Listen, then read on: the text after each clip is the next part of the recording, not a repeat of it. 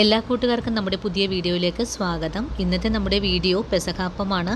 പെസഹ വ്യാഴാഴ്ച ദിവസം ക്രിസ്തീയ ഭവനത്തില് വളരെയേറെ വിശ്വാസത്തോടുകൂടിയും പ്രാർത്ഥനയോടുകൂടിയും അന്നേ ദിവസം ഉണ്ടാക്കി കഴിക്കുന്ന ഒരപ്പമാണ്. ഈ ഒരു അപ്പം തയ്യാറാക്കി എടുക്കുമ്പോൾ പള്ളിയിൽ നിന്നും കിട്ടുന്ന വെഞ്ചരിച്ച കുരുത്തോല കൂടി വെച്ചിട്ടാണ് ഈ ഒരു അപ്പം തയ്യാറാക്കി എടുക്കുന്നത്. ഞാനിപ്പോ പെസഹ ദിനത്തിന് മുന്നോടിയായിട്ട് എന്റെ കൂട്ടുകാരെ കാണിച്ചു തരുന്നതിന് വേണ്ടിയിട്ടാണ് ഇന്നത്തെ ഈ ഒരു പെസഹ അപ്പം തയ്യാറാക്കിയിട്ടുള്ളത്. അപ്പോ നമുക്കുടൻ തന്നെ നമ്മുടെ വീഡിയോ കാണാൻ പോകാം. വീഡിയോ കാണുമ്പോൾ നിങ്ങൾക്ക് ഇഷ്ടപ്പെടുവാണെങ്കിൽ നിങ്ങളുടെ വിലയേറിയ ലൈക്ക് തരാൻ മറക്കല്ലേ.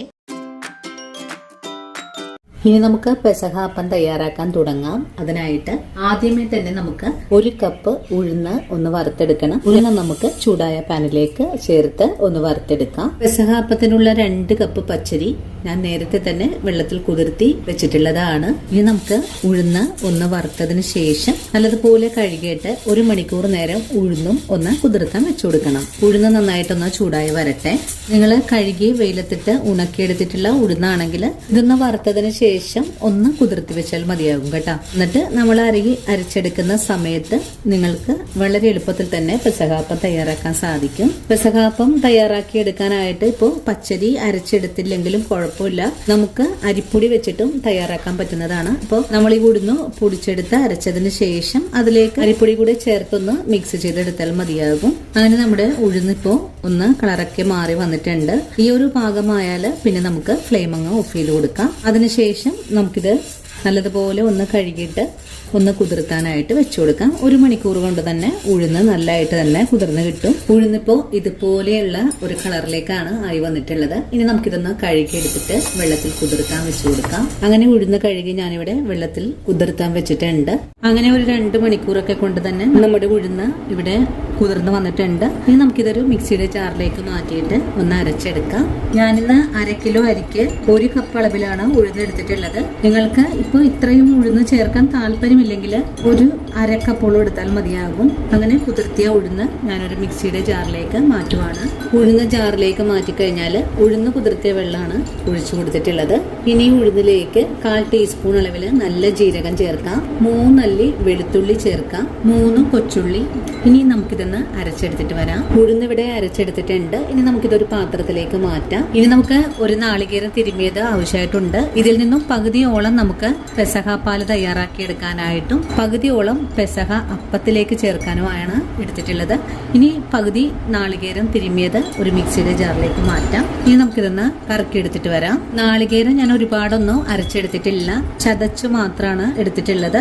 ഉഴുന്നരച്ച അതേ മിക്സിയുടെ ജാറിൽ തന്നെ നാളികേരം അരച്ചെടുക്കുവാണെങ്കിൽ ഇതിലേക്ക് വെള്ളമൊന്നും തന്നെ ഒഴിച്ചെടുക്കാതെ നമുക്ക് ഒന്ന് ചതച്ചെടുക്കാൻ സാധിക്കും. ഈ ഒരു മിക്സിയുടെ ജാറിലേക്ക് നമ്മൾ കുതിർത്തിയെടുത്തിട്ടുള്ള 2 കപ്പും വാരി ഒന്ന് അരച്ചെടുക്കാം. അരച്ചെടുക്കുമ്പോൾ ഒരുപാട് വെള്ളമൊന്നും ചേർത്ത് അരച്ചെടുക്കരുത്. അരി നമുക്ക് 2 തവണകൾ കൊണ്ടാണ് അരച്ചെടുക്കാൻ സാധിക്കുന്നത്. ആദ്യം അരി മിക്സിയുടെ ജാറിലേക്ക് മാറ്റിയിട്ടുണ്ട്. ഇതും നമുക്ക് നല്ല വെണ്ണ പോലെ ഒന്ന് അരച്ചെടുത്തിട്ട് വരാം. അങ്ങനെ നമ്മുടെ അരി ഞാനിവിടെ അരച്ചെടുത്തിട്ടുണ്ട്. അരച്ചെടുത്തിട്ടുള്ള അരിമാവ് പാത്രത്തിലേക്ക് ഒഴിച്ചു കൊടുക്കാം. വീണ്ടും ഇതുപോലെ തന്നെ രണ്ടാമത്തെ അരിയും അരച്ചെടുത്തിട്ട് വരാം. രണ്ടാമത്തെ അരിയും അരച്ച് പാത്രത്തിലേക്ക് ഒഴിച്ചിട്ടുണ്ട്. ഇനി നമുക്കിതൊന്ന് നന്നായിട്ട് തന്നെ ഒന്ന് ഇളക്കി യോജിപ്പിക്കാം. കട്ടകളൊന്നും തന്നെ ഇല്ലാതെ വേണം നമുക്കൊന്ന് ഇളക്കി യോജിപ്പിക്കാനായിട്ടും. അതും നല്ല കട്ടിയായിട്ടുള്ളൊരു ബാറ്ററാണ് നമുക്ക് വേണ്ടത്. അങ്ങനെ നമ്മുടെ പെസഹാപ്പത്തിന്റെ മാവ് ഇവിടെ റെഡിയാണ്. ഇനി നമുക്ക് ഈ മാവ് ഇവിടെ ഒന്ന് മാറ്റി വെക്കണം. അതിനുശേഷം പെസഹ പാല് തയ്യാറാക്കാൻ നമുക്ക് തുടങ്ങാം. ഇനി ഒരു 1/2 മണിക്കൂർ നേരത്തേക്ക് മാവൊന്ന് മയം വരാനായിട്ട് മാറ്റി വെക്കാം. ഈ ഒരു പാകത്തിലാണ് മാവ് നമുക്ക് ആവശ്യമായിട്ടുള്ളത്. ഞാൻ ഈ പെസഹാപ്പത്തിലേക്ക് ഉപ്പ് ചേർത്തിട്ടില്ല. ഉപ്പ് ചേർക്കുന്ന ആൾക്കാരാണെങ്കിൽ ചേർത്തോളൂ കേട്ടോ. മാവ് പാത്രത്തിലേക്ക് കോരി ഒഴിച്ചു കൊടുക്കുമ്പോൾ ഇത്രയും ലൂസായിട്ടാണ് നമുക്ക് വേണ്ടത്. അധികം കട്ടിയായിട്ട് ഇരുന്ന് കഴിഞ്ഞാൽ ഈ ഒരു പെസഹാപ്പം വളരെ തന്നെ കല്ലിച്ചു പോകും. അതുകൊണ്ട് ഇത്രയും ലൂസായിട്ടാണ് നമുക്ക് മാവ് അരച്ചെടുക്കേണ്ടത്. ഇനി നമുക്ക് ഈ മാവൊന്ന് മാറ്റി വയ്ക്കാം. ഒരുപാട് നേരം ഒന്നും ഇളക്കിയൊന്നും യോജിപ്പിക്കേണ്ട ആവശ്യമില്ല. നമ്മളിത് പുളിപ്പിച്ചിട്ടൊന്നും അല്ല തയ്യാറാക്കുന്നത്. അരിയൊക്കെ അരച്ചെടുക്കുമ്പോൾ ആ ഒരു മാവിനൊരു സോഫ്റ്റ്നെസ് കിട്ടാനും വേണ്ടിയിട്ട് മാത്രമാണ് 1/2 മണിക്കൂർ നേരത്തേക്ക് നമ്മളിത് മാറ്റി വെക്കുന്നത്. ആ ഒരു സമയം കൊണ്ട് നമുക്ക് പെസഹപ്പാല് തയ്യാറാക്കാം. പെസഹപ്പാല് തയ്യാറാക്കി എടുക്കാനായിട്ട് നമ്മൾ തിരുമ്മിയെടുത്തിട്ടുള്ള അരമുറി നാളികേരം നമ്മൾ അരി അരച്ചെടുത്ത് അതേ മിക്സിയുടെ ജാറിലേക്ക് മാറ്റി ഒന്ന് പാല് പിഴിഞ്ഞെടുക്കണം. 1-ാം പാലും 2-ാം പാലും ആണ് നമുക്ക് വേണ്ടത്. ഇനി നമുക്കൊരു പാത്രം അടുപ്പിലേക്ക് വെച്ചു കൊടുക്കാം. ഇനി പാത്രത്തിലേക്ക് ഒരു 300 ml മില്ലി അളവില് വെള്ളം ഒഴിച്ചു കൊടുക്കാം. ഇനി വെള്ളത്തിലേക്ക് ഒരു 300 ഗ്രാം അളവില് ശർക്കര കൂടെ ചേർക്കാം. ശർക്കര വളരെ എളുപ്പത്തിൽ മെൽറ്റായി കിട്ടാനായിട്ട് നിങ്ങൾക്ക് ഒന്ന് പൊട്ടിച്ച് ചേർക്കാം. ഞാനിപ്പോ നിങ്ങളെ കാണിക്കുന്നതിന് വേണ്ടിയിട്ടാണ് ഇതുപോലെ തന്നെ ചേർത്തിട്ടുള്ളത്. അങ്ങനെ നമ്മുടെ ശർക്കര ഇവിടെ നന്നായിട്ട് തന്നെ പാനിയായി വന്നിട്ടുണ്ട്. നല്ലതുപോലെ ഉരുകി വന്നിട്ടുള്ള ശർക്കര പാനി നമുക്കിതൊന്ന് മാറ്റി വയ്ക്കാം. അതിനുശേഷം മറ്റൊരു പാത്രം അടുപ്പിലേക്ക് വെച്ചു കൊടുക്കാം. പാത്രം ചൂടായി വന്നു കഴിഞ്ഞാൽ നമുക്കിതിലേക്ക് 1/2 കപ്പ് അളവില് വറുത്ത നൈസ് അരിപ്പൊടി ചേർക്കാം. ഇനി നല്ലതുപോലെ ഒന്ന് ഇളക്കി വറുത്തെടുക്കാം. പൊടി വറുത്തിട്ടുള്ളതാണ് എങ്കിൽ തന്നെ നമുക്കൊന്നും കൂടെ വറുത്തെടുക്കണം. ഈ ഒരു സമയത്ത് ചെറിയ തീയിൽ വെച്ച് വേണം വറുത്തെടുക്കാനായിട്ടും. പൊടി നല്ലതുപോലെ ചൂടായി വന്നിട്ടുണ്ട്. ഇനി നമുക്കിതിലേക്ക് നമ്മൾ എടുത്തു വെച്ചിട്ടുള്ള 2ാം പാലിൽ നിന്നും കുറച്ച് പാല് ഒഴിച്ചു കൊടുക്കാം. ഞാനിവിടെ ഒരു 400 മില്ലി അളവിലാണ് 2ാം പാൽ എടുത്തിട്ടുള്ളത്. ആദ്യം കുറച്ച് പാൽ ഒഴിച്ചു കൊടുത്തിട്ട് പൊടി നല്ലതുപോലെ കട്ടകളില്ലാതെ വേണം ഒന്ന് ഇളക്കി യോജിപ്പിച്ചു കൊടുക്കാം.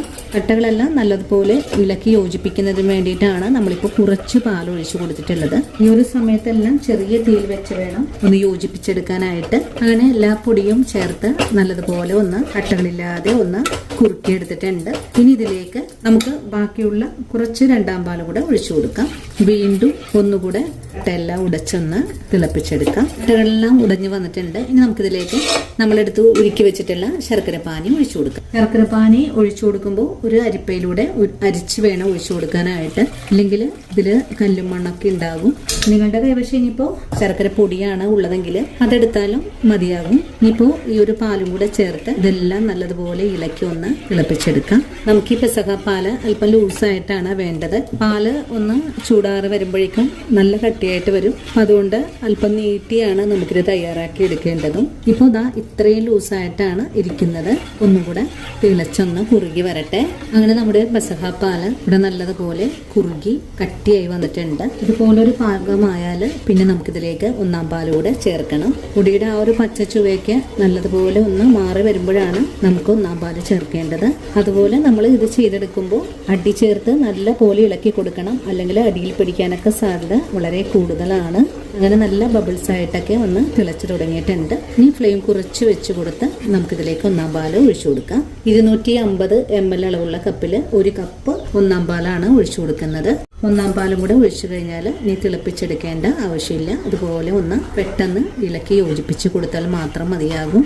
ഇതിലേക്ക് ഒരുപാട് ഒന്നും കട്ടിയൊന്നും കൂടിപ്പോകരുത്. നമ്മളെടുത്ത പൊടിയുടെ കണക്ക് കറക്റ്റാണ്. ഇനിയിപ്പോൾ ചൂടാറി വരുമ്പോൾ ഒന്നും കൂടെ കട്ടിയായി വരും. അപ്പം അതുകൊണ്ട് ഈ ഒരു ലൂസിൽ വേണം നമുക്ക് തയ്യാറാക്കി എടുക്കാനായിട്ട്. ഇനി ഇതിലേക്ക് കുറച്ച് ഏലക്കയും ചുക്കും ജീരകവും കൂടെ നല്ല ജീരകം കൂടെ പൊടിച്ച് ഇതിലേക്ക് ചേർക്കാം. നമുക്കിത് ഇതുപോലൊരു ചെറിയ കഷ്ണമാണ് എടുത്തിട്ടുള്ളത്. ഞാനിവിടെ 1/4 ടീസ്പൂൺ അളവിൽ നല്ല ജീരകം, ഒരു 3 ഏലക്ക, ഒരു ചെറിയ കഷ്ണം ചുക്ക്, ഒരു സ്പൂൺ അളവിൽ പഞ്ചസാര കൂടി ചേർത്തൊന്ന് പൊടിച്ചെടുത്തിട്ട് വരാം. പഞ്ചസാരയും ചേർത്തിട്ടുണ്ട്. ഇനി നമുക്ക് ഈ പൊടിച്ചെടുത്ത പൊടി ഈ ഒരു പാലിലേക്ക് ചേർക്കാം. ഇനി നമുക്കിത് നല്ലപോലെ ഇളക്കി ഒന്ന് യോജിപ്പിച്ചു കൊടുക്കാം. അങ്ങനെ നമ്മുടെ പെസഹ പാൽ ഇവിടെ റെഡിയാണ്. നമുക്കിതൊന്ന് മാറ്റി വയ്ക്കാം. പെസഹ പാല് തയ്യാറാക്കി മാറ്റിയാൽ പിന്നെ നമുക്ക് പെസഹ അപ്പം തയ്യാറാക്കി എടുക്കാനുള്ള ഒരു പാത്രം അടുപ്പിലേക്ക് വെച്ച് കൊടുക്കാം. പാത്രത്തിനുള്ളിലായിട്ട് ഒരു ചെറിയ പ്ലേറ്റ് വെച്ചിട്ടുണ്ട്. സ്റ്റീൽ പ്ലേറ്റിലേക്ക് കുറച്ച് എണ്ണ ഒന്ന് പുരട്ടി കൊടുത്തിട്ടുണ്ട്. ഇനി നമുക്കിതിലേക്ക് നമ്മൾ കലക്കി വെച്ചിട്ടുള്ള മാവ് കോരി ഒഴിച്ചു കൊടുക്കാം. മാവ് ഇതാ ഇതുപോലെ തന്നെയാണ് ഇരിക്കുന്നത്. മാവ് കട്ടിയായിട്ടൊന്നും വന്നിട്ടില്ല. ഇതുപോലെ പൊങ്ങിയൊന്നും വീർത്ത് വന്നിട്ടുമില്ല. നല്ലോണം ആവി വരുന്ന പാത്രത്തിലേക്ക് മാവ് കോരി ഒഴിച്ചു കൊടുക്കാം. ഇനി നമുക്ക് പാത്രം മൂടി വെച്ച് വേവിച്ചെടുക്കാം. ഒരു 10 മിനിറ്റ് നേരം മതിയാകും അപ്പം ഒന്ന് വെന്ത് വരാനായിട്ട്. അപ്പം നല്ലതുപോലെ വെന്ത് കഴിഞ്ഞാൽ നമുക്ക് പാത്രത്തിൽ നിന്നും എടുത്ത് മാറ്റാം. പെസഹ ദിനത്തില് പെസഹാപ്പം തയ്യാറാക്കുമ്പോൾ ഈ ഒരു അപ്പത്തിന്റെ മുകളിലായിട്ട് വെഞ്ചരിച്ചു വെച്ചിട്ടുള്ള കുരുത്തോല വെച്ചിട്ടാണ് അപ്പം വേവിച്ചെടുക്കുന്നത്. ഞാനിപ്പോ ഇതിന്റെ മേലെയായിട്ട് കുരിശൊന്നും വെച്ച് കൊടുക്കുന്നില്ല.